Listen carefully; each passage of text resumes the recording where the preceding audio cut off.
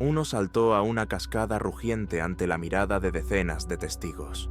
Otro, un Boy Scout de 13 años, fue arrastrado por el rápido río. El tercero se adentró en un sendero forestal en busca de caza ilegal y simplemente no regresó. A estas personas no les unía nada, salvo una cosa: todas desaparecieron sin dejar rastro en el Parque Nacional de Yellowstone. Un lugar que no solo se cobra vidas, sino que borra a las personas de la realidad, dejando tras de sí solo enigmas sin resolver, errores de la investigación y detalles aterradores e inexplicables.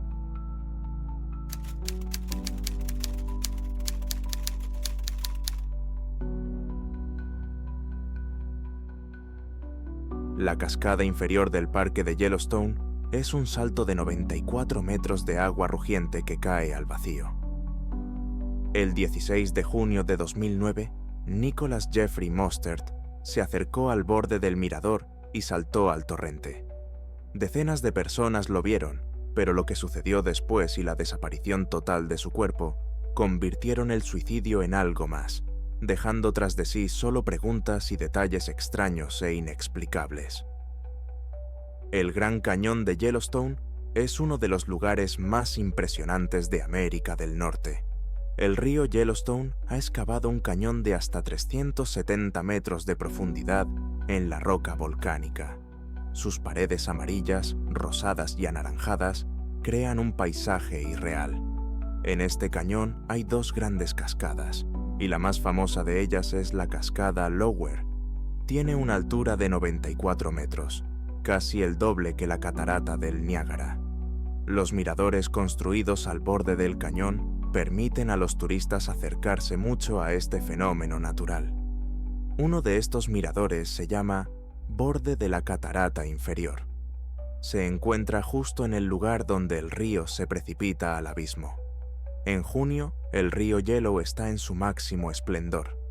El deshielo de las montañas lo llena de agua helada. El 16 de junio de 2009, el caudal de agua que pasaba por la cascada era de unos 170 metros cúbicos por segundo. Es una enorme masa de agua que se precipita a una velocidad increíble. El ruido de la cascada es ensordecedor y el aire está lleno de polvo de agua que se posa sobre todo, haciendo que las rocas y las barandillas sean resbaladizas. Estar en el mirador en ese momento significa sentir la vibración de la tierra y la fuerza primitiva de la naturaleza. Este lugar atrae y asusta al mismo tiempo. Justo ese día, el 16 de junio, Nicholas Jeffrey Mostert, de 26 años, de Moorhead, Minnesota, llegó al parque. Se sabe poco sobre su vida antes de ese día.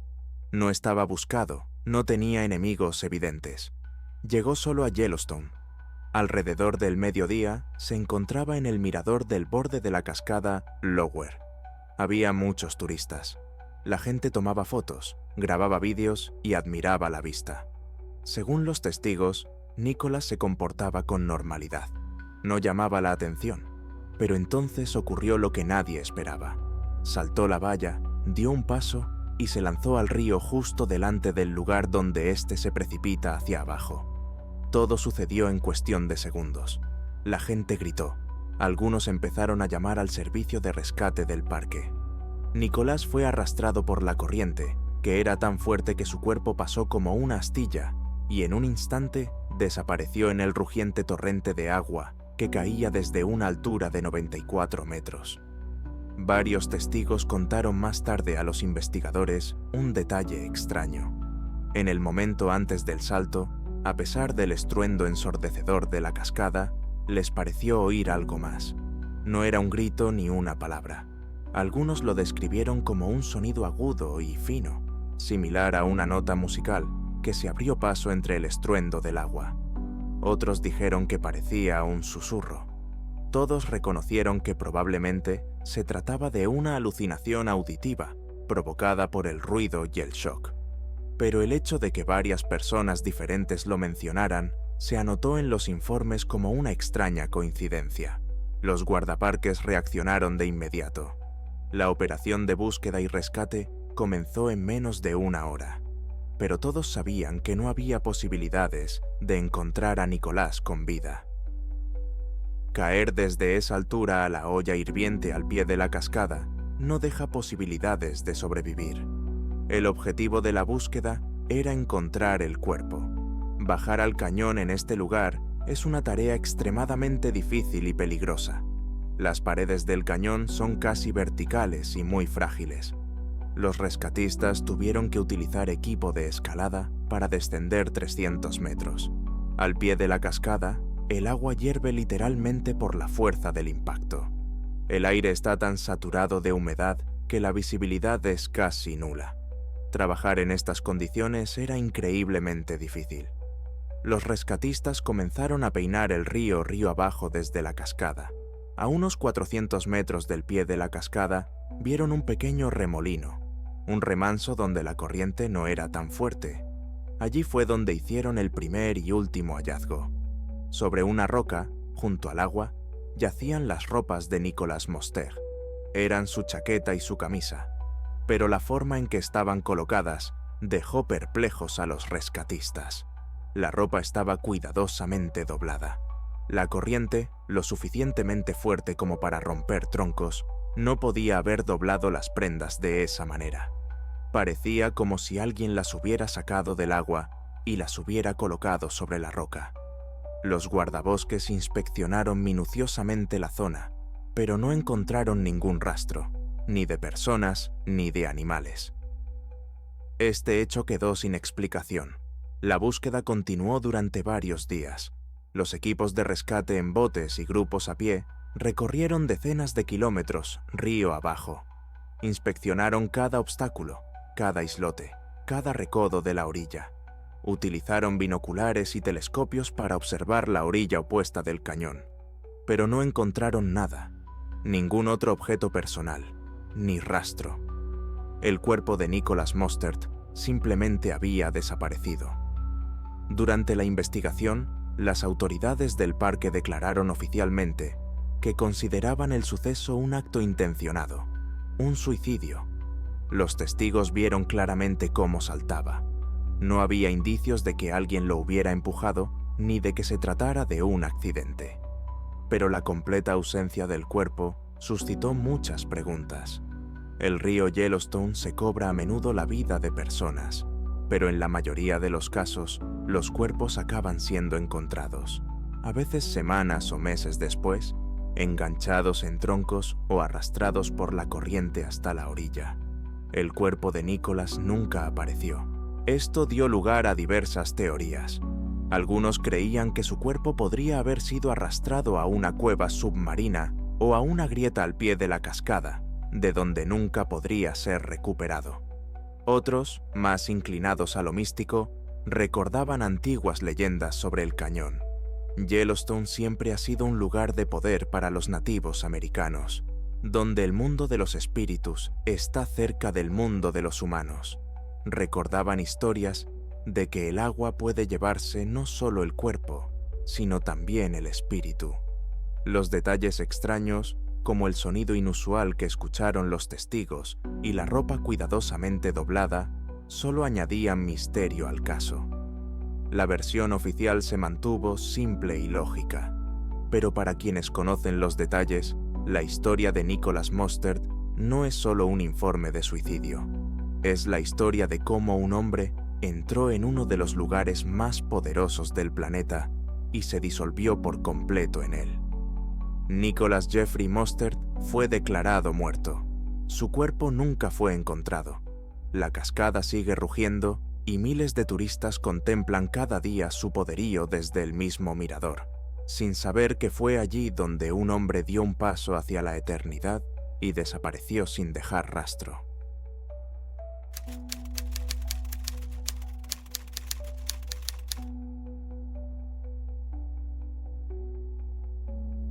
El 24 de junio de 2005, el Boy Scout Luke Adam Sandburg desapareció en el río Yellowstone.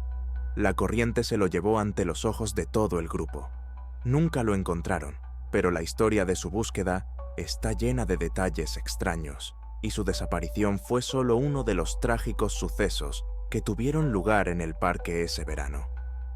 Todo comenzó a 10 kilómetros al norte de la ciudad de Gardiner, en el estado de Montana. El grupo de Boy Scouts, del que formaba parte Luke Samburg, de 13 años, acampó a orillas del río Yellowstone.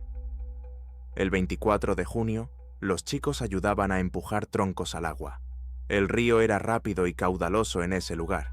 En un momento dado, Luke perdió el equilibrio y cayó al agua.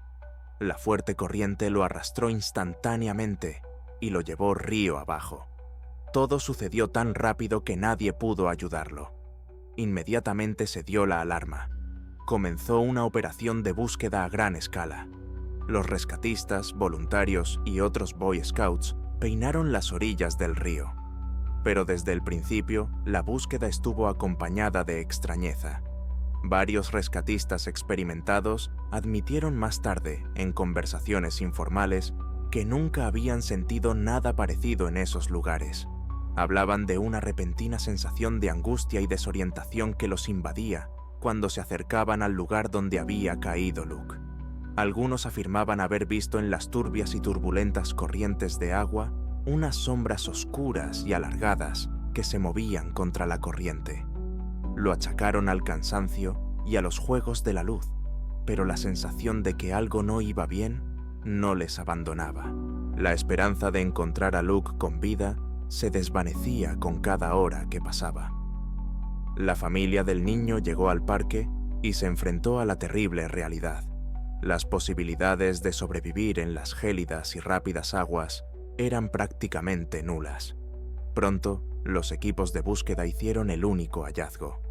A 9 kilómetros, río abajo desde el lugar donde cayó Luke, sacaron del agua un par de zapatillas deportivas. La familia las reconoció. Eran las zapatillas de Luke. No se encontró ninguna otra pertenencia ni rastro de su ropa. Este hallazgo convenció definitivamente a la familia de que se había producido una tragedia. Pero la desaparición de Luke Samburg no fue la única desgracia que se abatió sobre Yellowstone en aquella época. Los recursos del parque estaban al límite. En el mismo periodo desapareció Joseph Miller, un empleado del parque de 59 años de Seattle. Se fue a navegar en canoa por el lago Louise y simplemente no regresó. Encontraron su bote, pero no a Miller. Casi al mismo tiempo ocurrió otro incidente. El coche de Candice May Kelly, de 19 años, de Belgrado, Montana, se salió de la carretera y cayó al río. Su cuerpo fue buscado por los mismos equipos que buscaban a Luke. Los equipos de búsqueda tuvieron que trabajar las 24 horas del día, dividiéndose entre varias tragedias. Utilizaron sonares y cámaras de profundidad, pero la enorme extensión del territorio y la fuerte corriente de los ríos dificultaron enormemente la búsqueda. En el parque y los pueblos de los alrededores comenzaron a circular rumores.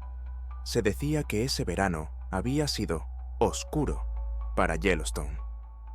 Los ancianos recordaban las antiguas leyendas de las tribus indígenas sobre los espíritus del río, que cada varias décadas se llevaban a aquellos que le faltaban al respeto. Por supuesto, solo eran supersticiones, pero la serie de muertes y desapariciones hacía que incluso los escépticos se sintieran incómodos.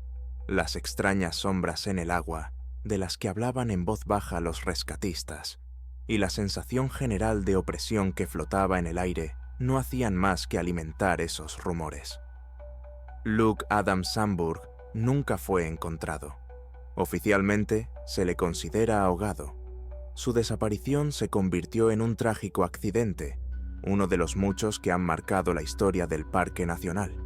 Pero para quienes estuvieron allí aquel verano, esta historia quedó para siempre ligada a una inexplicable sensación de inquietud y a una serie de siniestros acontecimientos que convirtieron Yellowstone en un lugar trágico.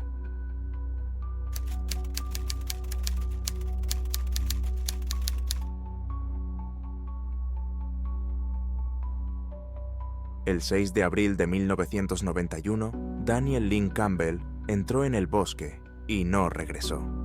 Iba a recoger unos cuernos de ciervo que había recogido ilegalmente y a encontrarse con una chica, pero simplemente desapareció. Las autoridades sospecharon que había sido asesinado o que había fingido su muerte.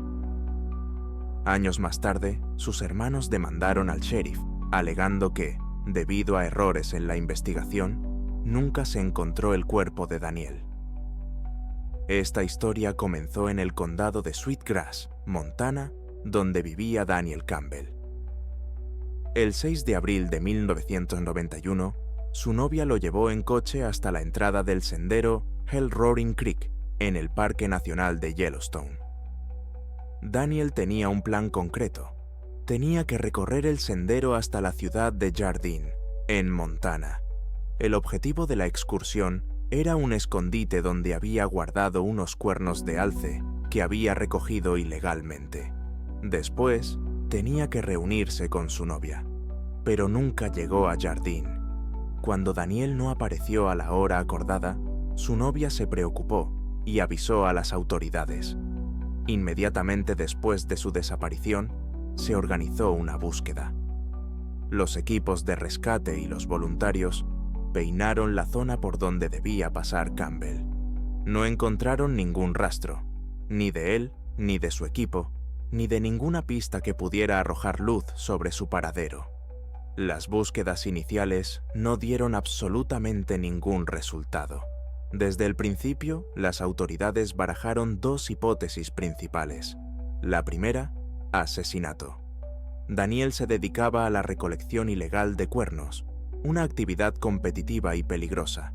Los conflictos por la caza o el territorio no eran infrecuentes. Es posible que se topara con alguien en el bosque y que esto tuviera consecuencias fatales. La segunda versión, Campbell fingió su propia muerte. Tenía problemas económicos y desaparecer le pareció una salida fácil a una situación complicada. Sin embargo, la versión de la huida por dinero fue controvertida. Las autoridades desmintieron las afirmaciones de que se había escondido por deudas. Se supo que Daniel estaba esperando recibir dinero de un acuerdo extrajudicial. Ese pago iba a resolver sus problemas económicos. Por lo tanto, la versión de que él mismo había simulado su desaparición parecía menos verosímil. La investigación se inclinaba cada vez más hacia la versión de un delito violento. Las sospechas recayeron sobre sus conexiones en el mundo de los cazadores ilegales de cuernos. Pasaron los años, pero el caso no avanzaba. Daniel Campbell seguía figurando como desaparecido. Su familia, especialmente sus hermanos, no cesaron en sus intentos por descubrir la verdad. Estaban convencidos de que la policía no había hecho todo lo posible. En 2000, 9 años después de la desaparición, los hermanos Campbell decidieron tomar medidas drásticas. Demandaron al sheriff del condado de Park. En la demanda acusaban a la oficina del sheriff de negligencia en la investigación. Los hermanos exigían una indemnización de $100,000 para cada uno de los hermanos supervivientes. La demanda incluía una indemnización por las dificultades sufridas, sanciones y costas judiciales. El principal argumento de los hermanos era que, si la investigación se hubiera llevado a cabo correctamente desde el principio, se habrían encontrado los restos de Daniel. Señalaron errores concretos cometidos por la investigación. Uno de los errores más graves, en su opinión, fue la devolución del equipo de campamento confiscado. Este equipo fue incautado a unos cazadores locales poco después de la desaparición de Daniel. En lugar de enviarlo a un minucioso examen forense, el sheriff lo devolvió prematuramente a sus propietarios. Los hermanos creían que ese equipo podía contener rastros de sangre, cabello u otras pruebas que pudieran indicar lo que le había sucedido a Daniel. Este hecho suscitó muchas preguntas. ¿Por qué no se examinó el equipo, que podía ser una prueba clave? ¿Se trataba de una simple negligencia o de algo más? Los hermanos estaban convencidos de que esta medida de los investigadores les había privado de su última esperanza de encontrar a Daniel, o, al menos, de saber qué le había ocurrido. El juicio atrajo la atención sobre los antiguos errores y volvió a poner sobre la mesa la desaparición de Campbell. No se ha informado en fuentes abiertas sobre el resultado del juicio contra el sheriff, pero esta demanda puso de manifiesto la profunda desconfianza de la familia hacia la investigación oficial. Daniel Lynn Campbell sigue figurando como desaparecido. Sus restos nunca fueron encontrados. Lo que sucedió exactamente en ese sendero en abril de 1991 sigue siendo un misterio. Se desconoce si fue asesinado por una disputa sobre unos cuernos o si su desaparición está relacionada con algo más. Este tipo de historias no siempre tienen una explicación y muchas preguntas quedan sin respuesta. Si tienes alguna teoría o información adicional sobre estos casos, escríbela en los comentarios.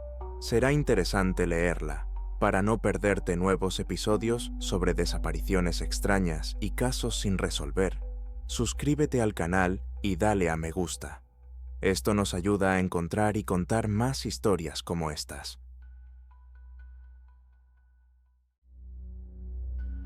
A veces, las personas desaparecen como si nunca hubieran existido.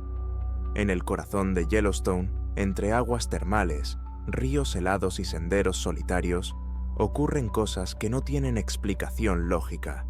Los poetas se disuelven en agua hirviendo, los turistas experimentados dejan sus armas en la orilla y se adentran en un torrente helado sin motivo aparente, y los jóvenes caen al río y desaparecen sin dejar rastro. En este número, hemos recopilado 4 historias reales en las que la naturaleza, o algo más allá de ella, se comporta como si supiera más que nosotros.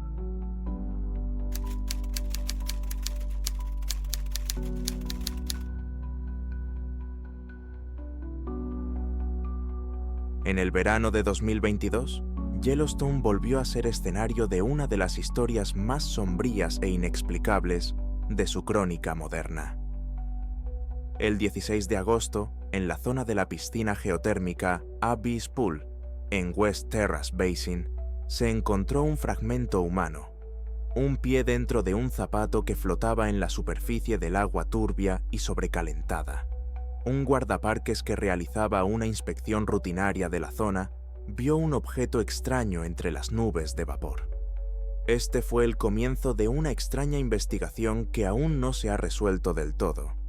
Unos días después, gracias al análisis de ADN, se determinó que los restos pertenecían a Il-Jun Ro, un hombre de 70 años de Los Ángeles, California. Su nombre no figuraba en ninguna lista de personas desaparecidas en el condado, y solo la comprobación de la base de datos de matriculación de vehículos llevó a los investigadores hasta un coche que se encontraba en una zona apartada, un Kia Niro gris. Estaba aparcado en una salida de servicio a la que no suelen acceder los turistas. No había tiendas de campaña ni rastros de actividad reciente. El coche estaba cerrado, pero las llaves estaban debajo de la alfombrilla. En el interior había ropa cuidadosamente doblada, agua, comida, un ordenador portátil, una cartera con $400 en efectivo y un cuaderno fino, escrito a mano con versos poéticos que, según determinó más tarde la familia, eran obra del propio Ro. Las anotaciones estaban en inglés y coreano, y según los expertos, algunos poemas tenían un carácter inquietante, contemplativo y de despedida. Más tarde se supo que Ro había llegado a Yellowstone el 30 de julio. Tenía un pase semanal, pero no se encontró ningún registro oficial en hoteles o campings. Las cámaras de vigilancia lo vieron por última vez a primera hora de la mañana del 31 de julio en la entrada de West Yellowstone. Desde ese momento, no se registró ninguna transacción, ninguna llamada, ninguna actividad digital. No se ha encontrado el cuerpo. Aparte de una huella en una zapatilla deportiva y fragmentos de tejido adiposo carbonizados que flotaron más tarde en la superficie del agua, no se han encontrado otras partes del cuerpo, a pesar de que Abyss Pool es un lugar de observación geotérmica, donde se miden periódicamente la temperatura y la composición del agua. La temperatura del agua en Abyss Pool oscila entre los 60 y los 75 grados centígrados. Esto es suficiente para destruir con el tiempo los tejidos blandos del cuerpo, Pero, según señalan los geólogos, la desaparición total incluso de los huesos en tan poco tiempo sigue siendo muy improbable. El Dr. Manny Lewis, especialista en fenómenos geotérmicos, expresó su perplejidad. Incluso si el cuerpo hubiera estado en la fuente durante varias horas, deberían haber quedado al menos algunos restos, huesos, pelo, dientes, pero aquí no hay nada. Es como si la persona simplemente hubiera desaparecido. Se hubiera disuelto, como el vapor. Y esto es solo el principio de la lista de rarezas. A pesar de que el incidente supuestamente ocurrió en uno de los meses más turísticos del año, ninguno de los testigos informó de gritos, salpicaduras o signos de un accidente cerca de la fuente. Y eso que la piscina está en un lugar abierto y suele estar rodeada de visitantes. El estado del coche de Roe resultó igual de raro. El coche fue encontrado a más de 2 kilómetros de Abyss Pool, en una zona remota a la que no conduce ninguna ruta turística. La espesa vegetación y el terreno accidentado hacen que la ruta sea extremadamente difícil, especialmente para una persona mayor sin equipo especial. ¿Cómo llegó allí? ¿Y por qué aparcó el coche tan lejos de las rutas oficiales? Además, el interior del coche estaba en perfecto estado. No había rastros de prisa, ni objetos esparcidos, ni el caos que suele acompañar a las historias de desapariciones. Incluso la tapa de la botella de agua estaba bien cerrada. Parecía que no tenía intención de marcharse, al menos no para siempre. Y, por último, las condiciones meteorológicas de la noche anterior a su presunta muerte no hicieron más que aumentar la inquietud. 2 guardabosques que trabajaban en la zona de West Thumb Geyser Basin informaron de una densa niebla anómala que literalmente se cernía sobre el suelo. Aquella noche era inusualmente silenciosa, hasta tal punto que, según uno de los guardabosques, ni siquiera se oía a los pájaros. Añadió: «Nos sentimos incómodos, no fuimos allí». El detalle más siniestro es la última anotación en el cuaderno de poemas de Roe. La última página fue arrancada y durante mucho tiempo se consideró perdida. La encontraron por casualidad unos días después, carbonizada y medio enterrada en la arena, a unos 400 metros de la fuente termal. Solo había una frase escrita: «He venido en busca de silencio, pero aquí hay algo más fuerte que mis pensamientos». Lo que Roe quería decir exactamente sigue siendo un misterio. La investigación oficial concluyó que se trataba de un trágico accidente, una caída en una fuente termal con el cuerpo destrozado por la temperatura y el ambiente ácido. Sin embargo, esta conclusión no satisface a muchos expertos ni a la familia del fallecido. Algunos investigadores independientes creen que Roe pudo ser víctima de un trastorno mental poco común, conocido como síndrome del turista, en el que la persona siente un deseo irresistible de fundirse con la naturaleza. Otros señalan una coincidencia inusual. En los últimos 25 años, este es el tercer caso de muerte de una persona en las piscinas de West Terraces, y en todas las ocasiones sin testigos. Los empleados de Yellowstone piden precaución y subrayan que las zonas geotérmicas no son solo maravillas naturales, sino también zonas de alto riesgo. Sin embargo, quedan preguntas sin respuesta. ¿Qué llevó a un poeta de 70 años de Los Ángeles a aventurarse solo en una de las zonas más peligrosas del parque? ¿Qué ocurrió entre las 6:15 y las 8:00 de la mañana del 31 de julio, cuando Roe apareció por última vez en las cámaras y desapareció? El caso sigue sin resolverse, no se han encontrado los restos, no se han establecido los motivos y la cadena lógica se ha roto. De Roe solo quedan sus zapatos, algunas fotos, poemas y una fuente caliente y burbujeante.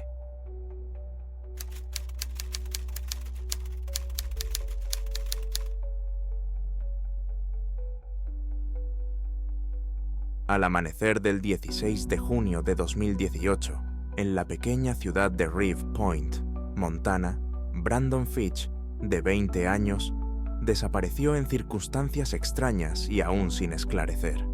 fue visto por última vez en el puente sobre el río Yellowstone, un lugar popular, aunque no oficial, de encuentro para los jóvenes de la zona. Según sus amigos, todo sucedió en cuestión de segundos. Brandon supuestamente resbaló, se desequilibró y cayó al agua. El caudal era especialmente fuerte esos días, debido a las abundantes lluvias, y en cuestión de segundos, el joven desapareció bajo el agua. Uno de los testigos llamó inmediatamente al 911 y, media hora después, llegaron los servicios de emergencia. Se movilizaron patrullas acuáticas, lanchas con sondas, drones, voluntarios y perros rastreadores. Pero, a pesar de la rápida respuesta y el trabajo coordinado, no se encontró ningún rastro de Brandon. Ni ropa, ni cuerpo, ni pistas en la orilla.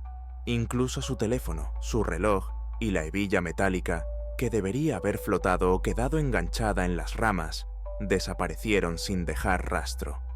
La corriente ese día era realmente peligrosa. Las crecidas primaverales elevaron el nivel del agua casi 1 metro por encima de lo normal, y la corriente literalmente se desprendía de la orilla, arrastrando troncos, basura y piedras. La versión oficial fue: accidente, ahogamiento. El cuerpo fue arrastrado río abajo. Pero cuanto más avanzaba la investigación, más preguntas surgían. Varios detalles no encajaban en el panorama habitual. El lugar de la caída. Los amigos afirmaron que Brandon simplemente se acercó al borde del puente y cayó de repente. Pero, según la evaluación de los rescatistas, la barandilla era lo suficientemente alta como para que una caída accidental sin esfuerzo pareciera poco probable. No hubo salpicaduras ni gritos. Uno de los presentes señaló que no oyó a Brandon gritar, chapotear ni pedir ayuda.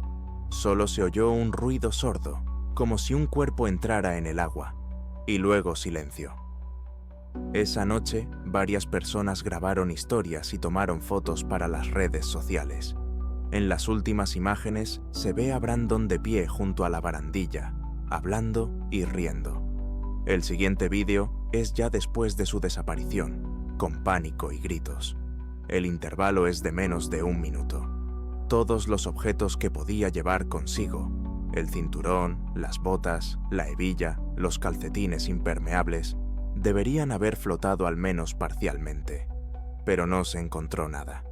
Esto es especialmente extraño, teniendo en cuenta las intensas búsquedas con sonares y redes durante las primeras 24 horas. Una perra rastreadora, llevada a la costa al tercer día, siguió el rastro, hasta el puente. Siguió la barandilla, se detuvo en el punto donde supuestamente había caído Brandon, y luego se dirigió hacia el bosque, en dirección contraria a la corriente. El rastro se interrumpió 300 metros más adelante, en un barranco seco y cubierto de musgo. A pesar de todos los esfuerzos, la búsqueda se suspendió 2 semanas después. El cuerpo nunca apareció, informaron a los padres. Oficialmente, Brandon se considera ahogado. Probablemente su cuerpo quedó atrapado bajo los escombros o fue arrastrado decenas de kilómetros río abajo. Pero la madre de Brandon, Caroline, sigue sin creer en la versión del accidente. Le encantaba nadar, conocía ese río. Declaró en una entrevista a un periódico local. No podía desaparecer así, como si nunca hubiera existido. Algo pasó. No lo sabremos, pero alguien sabe la verdad. Su padre, Gerald Fitch, subrayó que su hijo estaba de buen humor. No había discutido con nadie ni estaba triste por nada. Según sus amigos, no llevaba drogas ni alcohol en sangre. No se le hizo ningún análisis, pero los testigos no vieron botellas ni comportamientos sospechosos. Brandon era reconocible por varios tatuajes grandes, las iniciales Kibi en la muñeca, un búho grande en el hombro y una cita bíblica, I can do all things through him who gives me strength, 4:13, en el antebrazo izquierdo. Precisamente por estas características, sus padres tenían la esperanza de que, si el cuerpo aparecía, sería fácil identificarlo. Pero pasaba el tiempo y el cuerpo no aparecía, ni en Yellowstone, ni en los lagos río abajo, ni en la zona de la presa, donde, en teoría, el cadáver podría haberse quedado atrapado. Entre los habitantes de Reef Point comenzaron a circular rumores. Algunos afirmaban que Brandon podría haber sido involucrado en una estafa y que la caída del puente era el resultado de una pelea. Pero los amigos que estaban cerca afirmaron al unísono que no había sucedido nada de eso. Eran 4. La noche transcurrió tranquilamente y todos se divirtieron. Otros suponían que Brandon podría haber saltado voluntariamente, pero sus allegados insisten en que nada en su comportamiento, sus conversaciones o sus mensajes de las últimas semanas indicaba que estuviera deprimido. Otros señalaron una característica poco común, pero conocida, del río Yellowstone. En algunas estaciones forma remolinos submarinos que pueden atrapar un cuerpo y mantenerlo bajo el agua durante mucho tiempo. Sin embargo, incluso en ese caso, al cabo de unos meses, el cuerpo acaba flotando. Han pasado años desde la desaparición de Brandon y no hay noticias. Han pasado más de 6 años. La familia de Brandon sigue viviendo en la misma casa. La habitación del hijo permanece intacta. Cada 16 de junio, su madre sale a la orilla con un globo blanco y lo suelta al cielo, con la esperanza de que algún día reciba una respuesta. El caso oficial está cerrado. El veredicto es ahogamiento, cuerpo no encontrado. Pero la historia de Brandon Fitch sigue siendo uno de esos casos en los que una explicación sencilla no parece sostener el peso de los hechos. Desaparecer en medio de una clara mañana de verano, ante los ojos de sus amigos, en condiciones turbulentas pero no insuperables, sin dejar rastro, es un caso que pone en duda los límites de lo normal y lo lógico.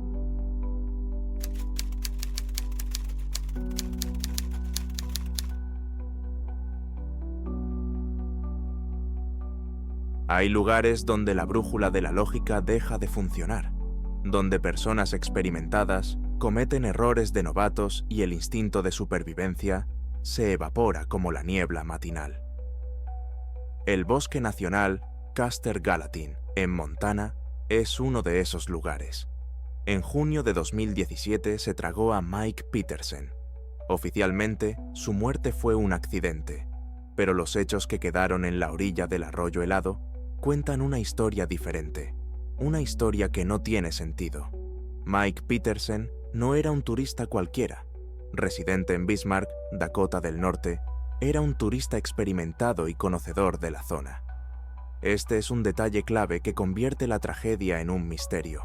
Conocía esos senderos, conocía sus peligros. El 4 de junio de 2017, se embarcó en una excursión en solitario, llevando consigo todo lo necesario para sobrevivir. Su novia, Bonnie Senger, lo recordó más tarde como una persona que murió en un accidente de senderismo, pero lo que ocurrió en realidad va más allá de un simple accidente. Entró en la zona salvaje de Lee Metcalf por el sendero West Fork Beaver Creek, Neverland Oro 222. No es una ruta para pasear. Se trata de un duro camino alpino, conocido por sus peligros, tramos estrechos sobre rocas desmoronadas, y lo que es más importante, numerosos cruces de arroyos que a principios de verano se convierten en torrentes helados y turbulentos. Ese año había mucha nieve, y el deshielo hacía que los arroyos fueran especialmente peligrosos. Petersen, que era un hombre experimentado, lo sabía. Estaba preparado para las dificultades, pero no estaba preparado para lo que le esperaba. Cuando Petersen no regresó, la oficina del sheriff del condado de Gallatin inició una búsqueda a gran escala. 2 días después, en la mañana del 6 de junio, su cuerpo fue encontrado en aguas heladas, aproximadamente a medio kilómetro al sur de la confluencia de los arroyos Beaver Creek y West Fork Creek.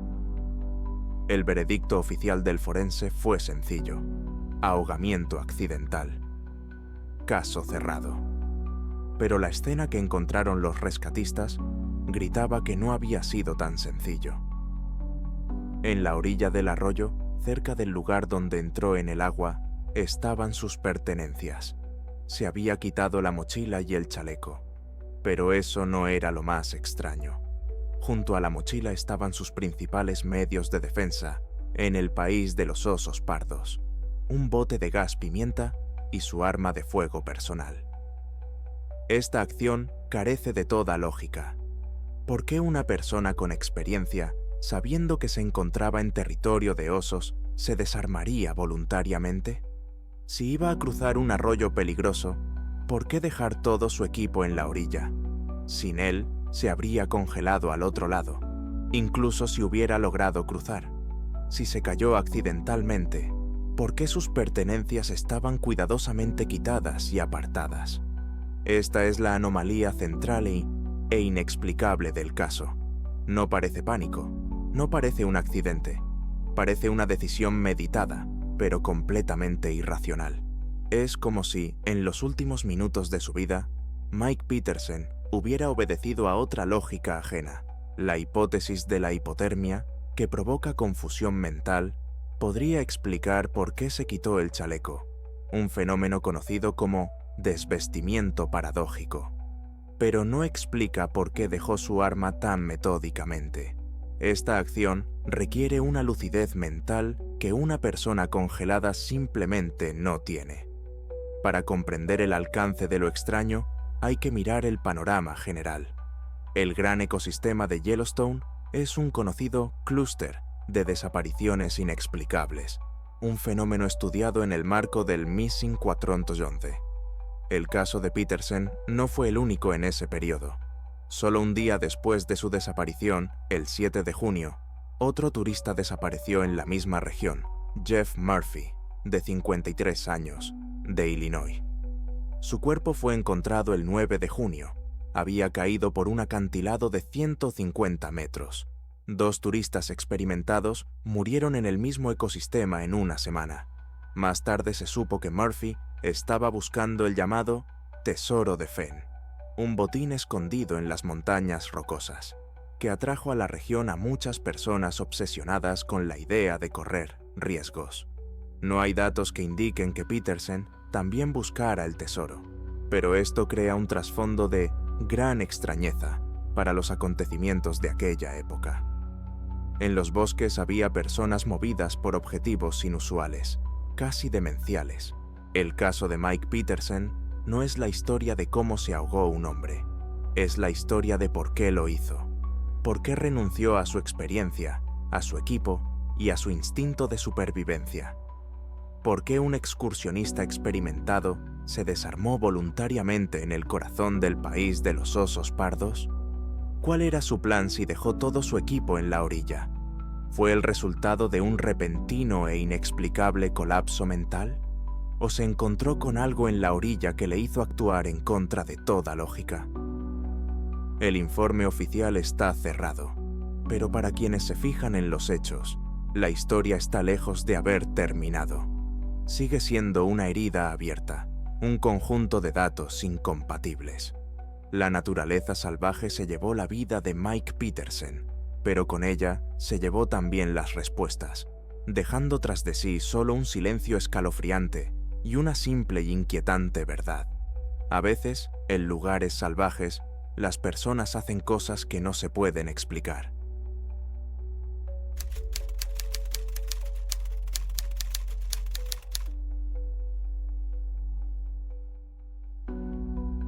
El 8 de agosto de 2021, un día normal de verano en el estado de Montana, se convirtió en una tragedia. Randall Scott Crawford, un hombre de 42 años de Park City, se fue con sus amigos a hacer rafting por el río Yellowstone.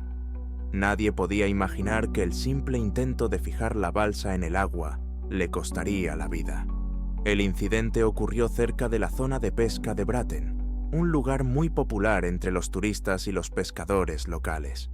Según el informe del incidente, Randall intentaba mantener la balsa cerca de la orilla cuando perdió el equilibrio y cayó al agua. No estaba sujeto a la balsa ni llevaba chaleco salvavidas, lo que fue un factor clave. La fuerte corriente arrastró inmediatamente al hombre y lo llevó río abajo. Los testigos informaron inmediatamente del suceso a los servicios de emergencia, pero las posibilidades de un rescate rápido eran mínimas. En el momento del accidente, la corriente en el Yellowstone era especialmente fuerte y el agua estaba turbia debido a las lluvias torrenciales. Esto complicó considerablemente el trabajo de los equipos de búsqueda. Las unidades de los sheriffs de los condados de Sweetgrass, Gallatin, Stillwater y Yellowstone se desplazaron rápidamente al lugar del accidente. En la operación también participaron helicópteros, drones, lanchas y voluntarios, entre ellos amigos y familiares de Randall. El sheriff del condado de Sweetgrass señaló que las condiciones meteorológicas, en particular el fuerte viento y la mala visibilidad desde el aire, impidieron el pleno uso de los medios aéreos. La zona de búsqueda se extendía casi 10 kilómetros río abajo, desde Bratton hasta la localidad de Reed Point. El río en esta zona es sinuoso, con abundantes islotes, árboles inundados y escombros, lo que crea muchos lugares recónditos, donde el cuerpo puede quedar atrapado o pasar desapercibido. Los primeros días no dieron resultado. La familia Crawford permaneció en el lugar, observando las acciones de los rescatistas y participando en la búsqueda. Cada noche terminaba con una esperanza desesperada. Quizás todavía se está aguantando en algún lugar, agarrado a un tronco, esperando. Por desgracia, 5 días después, el 13 de agosto de 2021, el cuerpo de Randall Crawford fue encontrado en la zona del campamento Indian Ford, a unos 6 kilómetros, río abajo del lugar donde desapareció. Los equipos de búsqueda del condado de Yellowstone confirmaron la identidad del fallecido. La muerte de Crawford fue declarada accidente debido a la falta de equipo de rescate y a la rápida corriente. Se convirtió en otra víctima del traicionero y engañosamente hermoso río Yellowstone. Los amigos de Randall lo recuerdan como una persona servicial, enérgica y muy amable. A menudo salía a la naturaleza, amaba el río, conocía sus peculiaridades, pero ese día un simple error, no llevar chaleco y tratar de manejar la balsa con las manos, le costó la vida. Tras el incidente, las autoridades locales recordaron una vez más la importancia de utilizar equipos de salvamento personales en cualquier actividad acuática. Incluso las personas experimentadas y familiarizadas con las condiciones no están a salvo de la imprevisibilidad del río. Según los rescatistas, en los primeros 30 segundos después de la caída, el cuerpo de Randall pudo haber sido arrastrado bajo el agua y lanzado a decenas de metros de la orilla.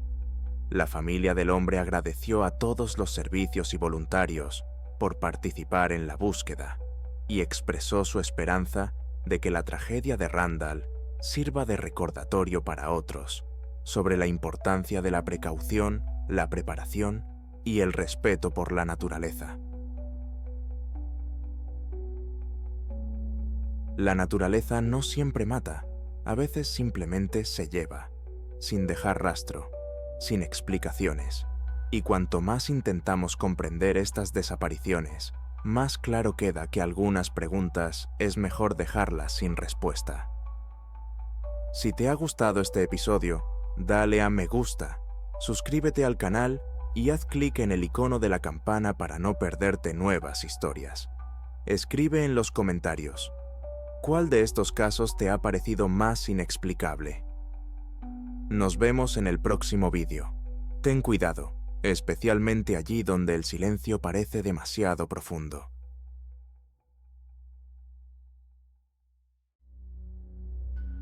Yellowstone es uno de los lugares más hermosos y misteriosos de la Tierra.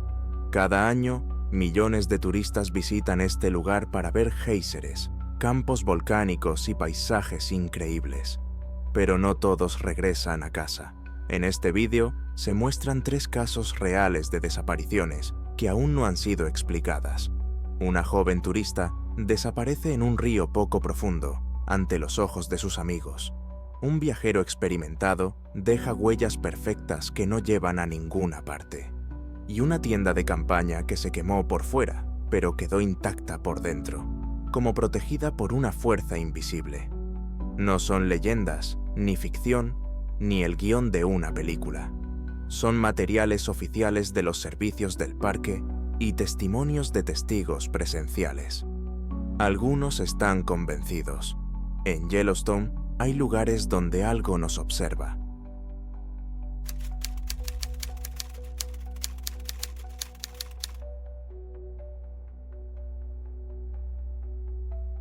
En el verano de 1990, en el Parque Nacional de Yellowstone, ocurrió un incidente que aún hoy sigue planteando interrogantes a los investigadores, los empleados del parque y los investigadores de desapariciones anómalas.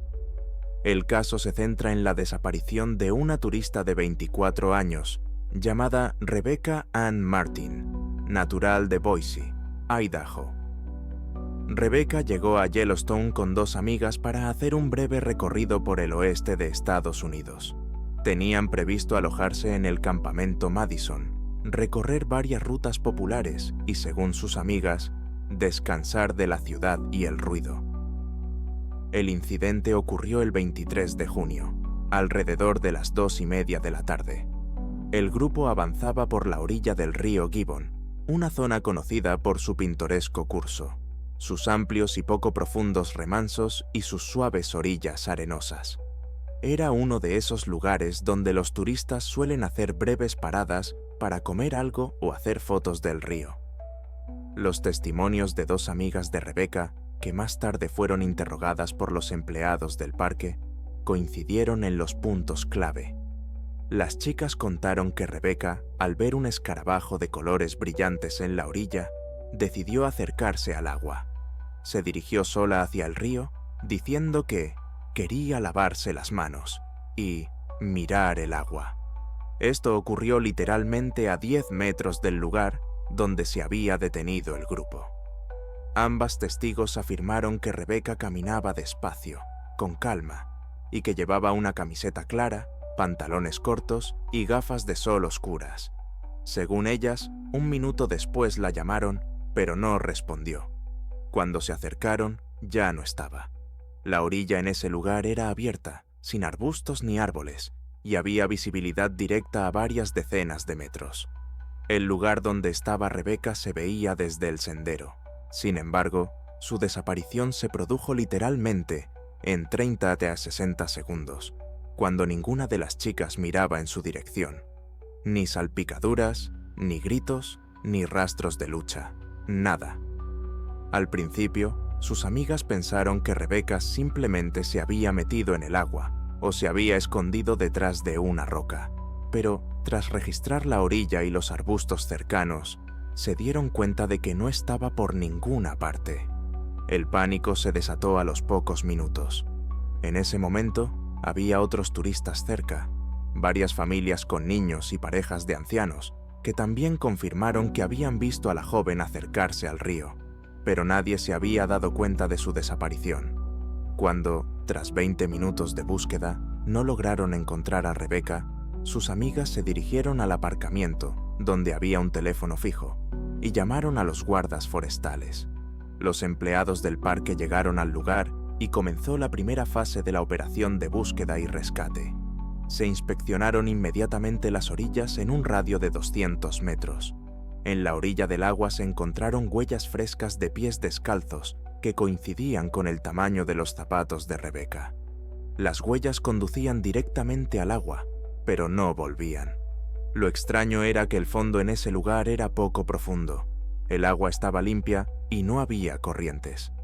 El guardabosques de guardia, Peter Holman, indicó más tarde en su informe que el agua apenas llegaba a las rodillas de un adulto y se podía ver el fondo a más de medio metro de profundidad.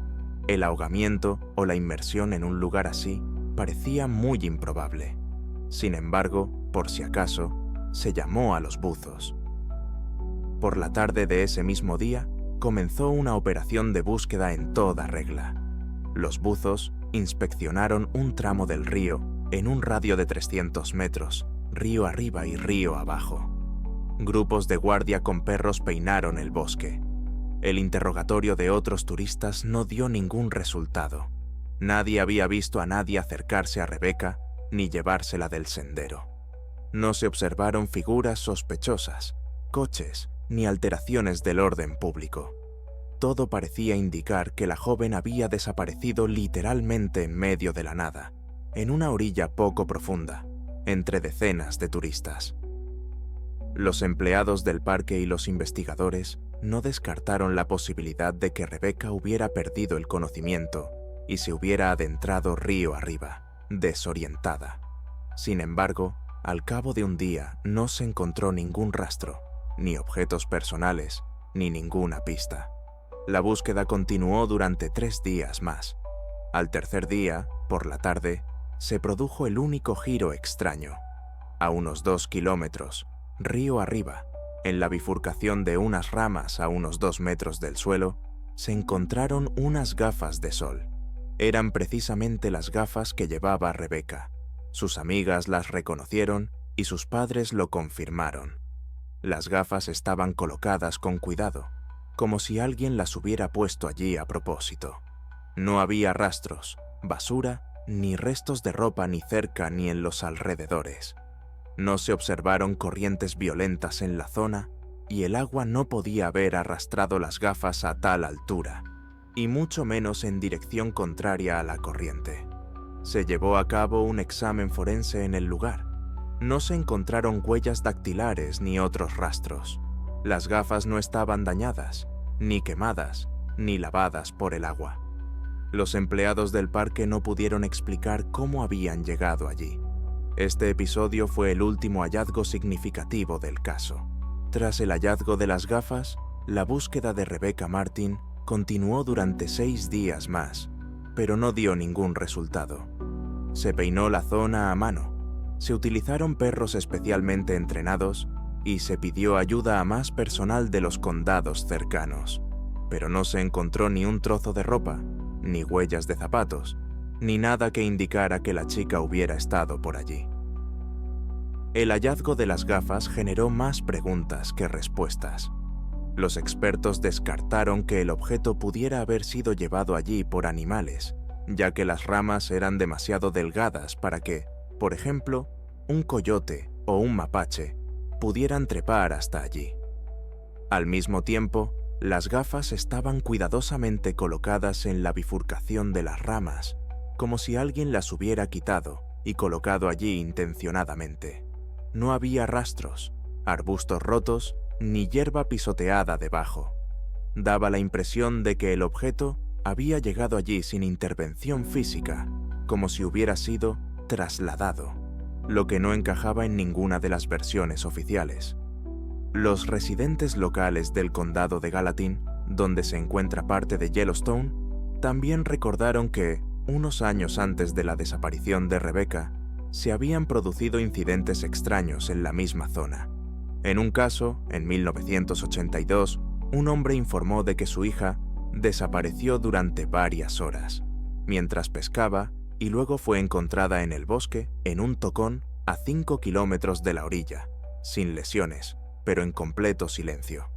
En otro caso, en 1987, un guía turístico contó que había oído voces en la orilla opuesta, cuando, según él, no había nadie allí. Sin embargo, no se encontró ninguna conexión directa con el caso de Martin, y estos casos quedaron como historias sin confirmar. Al 16º día de la búsqueda, el servicio del parque dio por concluida oficialmente la operación. En los informes se indicó como causa de la desaparición posible muerte por ahogamiento accidental con posterior arrastre del cuerpo por la corriente. Sin embargo, incluso en el documento, se señalaba que la corriente en la zona de la desaparición era débil. El fondo era abierto y ninguno de los especialistas podía entender cómo una persona podía desaparecer sin dejar rastro con ese nivel de agua. Para entonces, se habían recuperado del agua decenas de objetos que pertenecían a otros turistas, desde botellas hasta juguetes infantiles, pero no había ni una sola cosa que pudiera pertenecer a Rebecca, a excepción de esas mismas gafas encontradas lejos de la orilla. Entre los antiguos empleados del parque que discutían el caso, cada vez se oía más la idea de los llamados puntos anómalos. Algunos relacionaban la desaparición con la inestabilidad geomagnética, otros con microhundimientos repentinos del suelo que podían absorber a una persona. Hubo incluso hipótesis sobre la existencia de rupturas en la percepción del espacio, un término que se encuentra más a menudo en la literatura ufológica que en las publicaciones geológicas. Ninguna de estas versiones fue reconocida oficialmente. Sin embargo, la esencia seguía siendo la misma. Una mujer de 24 años desapareció en un día despejado en la orilla de un río ante decenas de testigos y nadie volvió a verla. Los padres de Rebecca intentaron durante varios años que se reabriera la investigación. En 1994, publicaron una carta abierta en un periódico regional del estado en la que describían los detalles del caso y pedían ayuda a posibles testigos que se encontraran en Yellowstone ese día. No recibieron ninguna respuesta. En 1996 fue declarada oficialmente muerta. El lugar junto a la orilla del río Gibbon, donde se encontraron las huellas, se convirtió en un memorial improvisado. A lo largo de los años, tanto los amigos de Rebecca como los turistas que habían oído hablar de su desaparición acudían al lugar.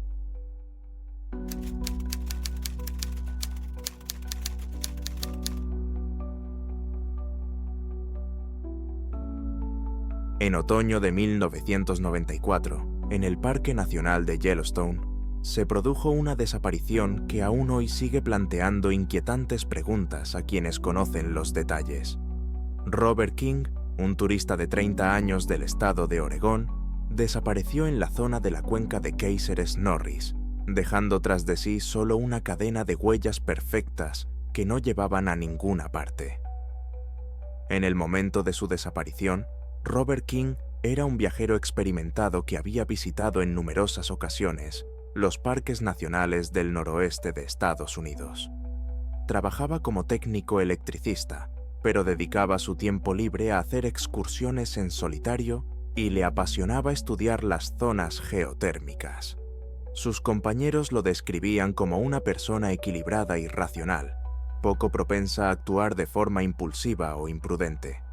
Robert planificaba cuidadosamente cada viaje, siempre avisaba a sus familiares y anotaba la ruta.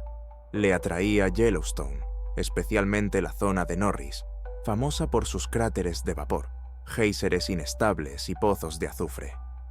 Llegó al parque el viernes 21 de octubre de 1994. Se alojó en un motel económico en West Yellowstone y llamó por teléfono a su hermana para decirle que iba a dar un paseo por la zona de Norris Geyser Basin. No tenía intención de adentrarse en la zona salvaje y prometió volver por la tarde. Esa noche no se comunicó con nadie. Al día siguiente, el personal del motel notó que Robert no había pasado la noche allí.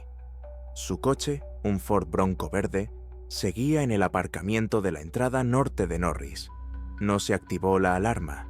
La policía no recibió la denuncia oficial de la desaparición hasta pasadas 24 horas, cuando su hermana, al no poder localizarlo, se puso en contacto con la administración del parque. Los primeros grupos de guardabosques y voluntarios llegaron a Norris el domingo por la mañana. Robert no se había registrado en ninguna ruta difícil, ni había dejado notas o indicaciones sobre su destino. Sin embargo, pronto se encontraron sus huellas, y no solo unas, cerca de una de las entradas laterales de la zona turística. En una zona húmeda del suelo, cerca de un campo de vapor, el grupo de patrulla encontró una cadena de huellas perfectamente nítidas. Las había dejado un par de botas pesadas, que coincidían exactamente en tamaño y forma con el calzado que, según sus familiares, llevaba Robert. Las huellas eran recientes y se podían seguir fácilmente por el suelo volcánico húmedo.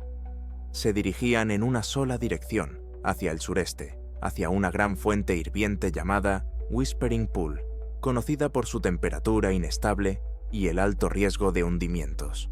Pero lo más inquietante era el carácter de las huellas. No se desviaban ni un centímetro. Había una distancia uniforme entre cada paso. Ni una sola parada, ni rastros de giros de cabeza, ni rastros de vacilación o tropiezos. como si la persona se moviera bajo el control de alguien o en estado de trance. Incluso los rastreadores profesionales lo calificaron como un movimiento anormalmente rectilíneo. Las huellas llegaban casi hasta el borde de la fuente, de agua caliente y burbujeante con un fuerte olor a azufre. En el último tramo, se perdían en el vapor que se elevaba de la superficie del agua y se interrumpían de repente. No había huellas de pasos hacia atrás, ni rastros de caída, ni surcos por deslizamiento, como si la persona simplemente se hubiera desvanecido en el aire a 10 metros del agua. El territorio alrededor de la fuente fue registrado minuciosamente. No se encontró ningún resto de ropa, mochila, mapa y, por supuesto, tampoco el cuerpo. Durante varias horas, los oficiales de guardia, con el apoyo de los servicios de búsqueda y rescate, peinaron todo el campo, pero sin resultado. No podían entender dónde podía haber ido un hombre si delante de ellos había huellas claras y consecutivas que se interrumpían sin una conclusión lógica. Inicialmente, la versión oficial fue que se había caído a una fuente hirviente. Sin embargo, surgieron dificultades. En primer lugar, Robert no se acercó al agua. Entre la última huella y el borde de la fuente había casi 10 metros de espacio abierto. En segundo lugar, no había ni una sola huella que condujera desde ese lugar hasta el agua, ni rastro de deslizamiento, ni indicio de que pudiera haber resbalado. Más aún, el agua estaba rodeada por una frágil capa que podía romperse bajo el peso de una persona, pero que permaneció intacta. El ingeniero químico que participó en la investigación declaró que, incluso en caso de una caída instantánea en la fuente, la densidad de los tejidos y los huesos no habría permitido que el cuerpo se disolviera sin dejar rastro en tan poco tiempo. La temperatura del agua era de +88 de media, lo que no es suficiente para destruir un cuerpo por completo de forma instantánea. En casos similares, según el especialista, quedan al menos restos de tejido, grasa, pelo o fragmentos de calzado.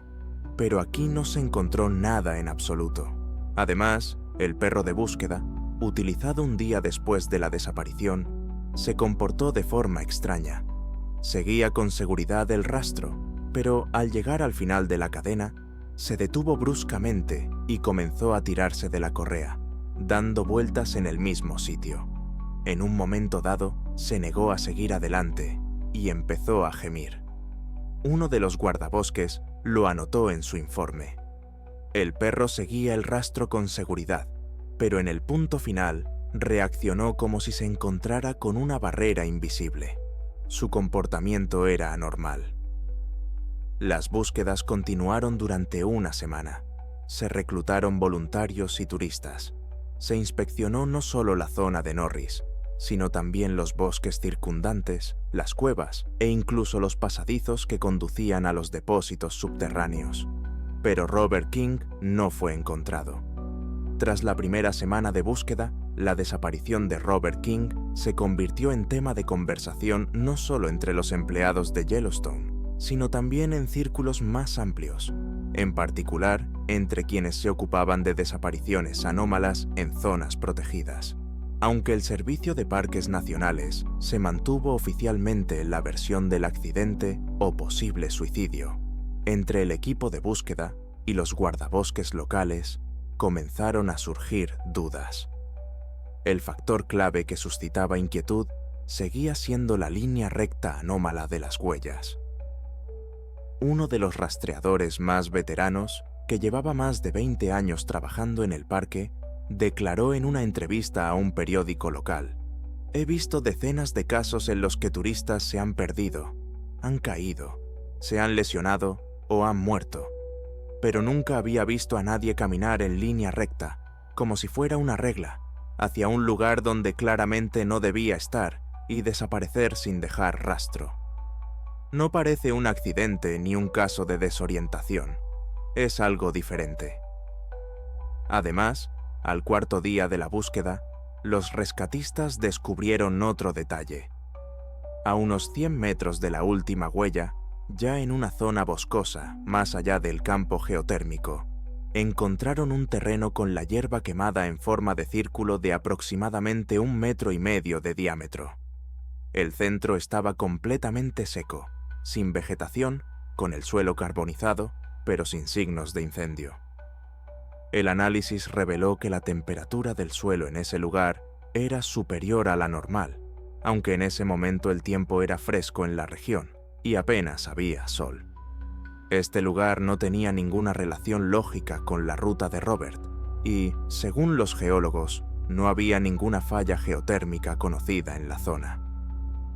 Algunos empleados del parque admitieron más tarde que habían pedido que no se mencionara esta zona en los informes para no provocar rumores. La versión oficial de la desaparición de Robert King era que podría haber caído en una fuente hirviente, pero esta hipótesis pronto empezó a levantar sospechas. Las huellas encontradas en el lugar seguían una línea recta y terminaban a unos 10 metros del borde, sin signos de caída o lucha. No había daños en la superficie, ni rastros de tropiezos, ni siquiera desplazamientos del suelo. La versión de que pudiera haber huido deliberadamente tampoco se confirmó. Todas sus pertenencias, incluidos sus documentos, quedaron en el coche, y las cámaras de entrada y salida no lo registraron. La idea de un posible hundimiento geotérmico resultó poco probable. El suelo estaba intacto y los sensores sísmicos no registraron ningún cambio. Al final, algunos participantes en la búsqueda se inclinaron por la hipótesis de que se trataba de un caso de desaparición inexplicable con los medios habituales, algo poco frecuente, pero no único en lugares como Yellowstone.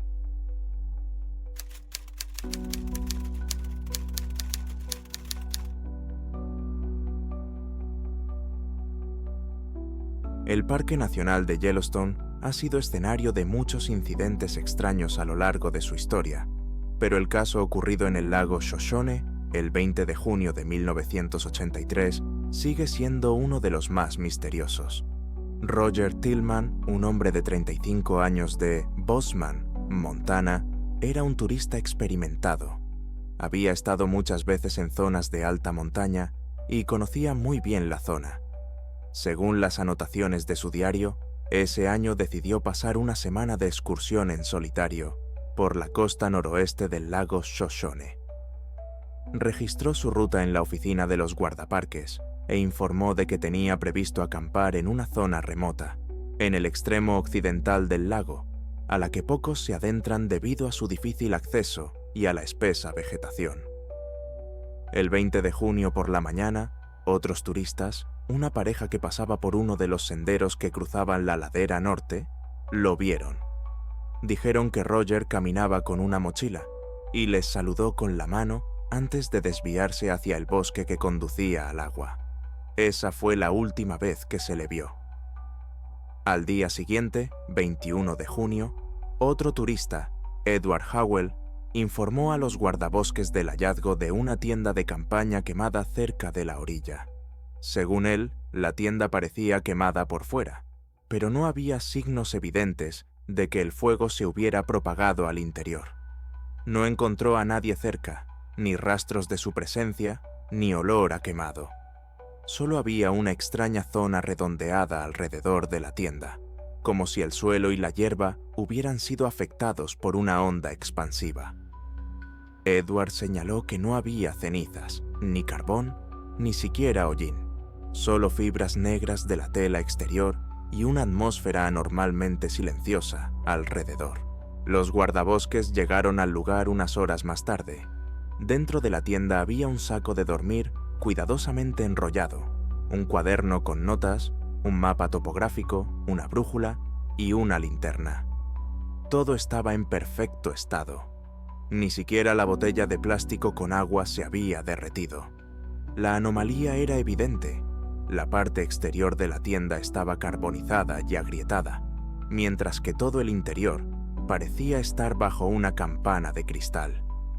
No se encontraron rastros en los alrededores. La arena junto al agua estaba limpia y la tierra alrededor no estaba pisoteada. La única peculiaridad era ese círculo humeante de unos 3,5 metros de diámetro, que se adentraba en el musgo del bosque y parcialmente en la grava de la orilla. Visualmente, parecía el resultado de un impacto térmico, pero los guardabosques no tenían cámara térmica, y el nivel de radiación medido con un dosímetro portátil estaba dentro de los límites normales. Roger Tillman no estaba ni en la tienda ni en las inmediaciones. En la cartera que se encontró dentro había documentos, el carné de conducir y algo de dinero en efectivo. La mochila estaba junto a un árbol a 3 metros de distancia, también intacta. En el diario, abierto por la última entrada del 19 de junio, Roger había escrito: «La noche fue tranquila. Oí un zumbido en el aire, pero no parecía de insectos. No estoy seguro de lo que era. Me fui a dormir. Mañana voy a explorar el Cabo Sur». Ahí se acaba todo. La operación de búsqueda duró 8 días. No se encontraron nuevas pistas, ni el cuerpo, ni la ropa, ni restos. No había rastro alguno de Roger. Parecía que simplemente había desaparecido, dejando atrás un campamento ordenado con la tienda carbonizada. Los informes del Servicio de Parques Nacionales clasificaron finalmente el incidente como desaparición en circunstancias inexplicables. Se mencionó la frase «posible impacto de una fuente de calor desconocida», pero se excluyó del informe final por ser especulativa. Roger Tillman nunca fue encontrado, ni vivo ni muerto. Eso es todo. Si te ha interesado, dale a me gusta, suscríbete al canal y haz clic en el icono de la campana. Nos esperan más historias reales que se salen de lo habitual. Nos vemos en el próximo episodio. Y ten cuidado, sobre todo en lugares donde el silencio parece demasiado ruidoso.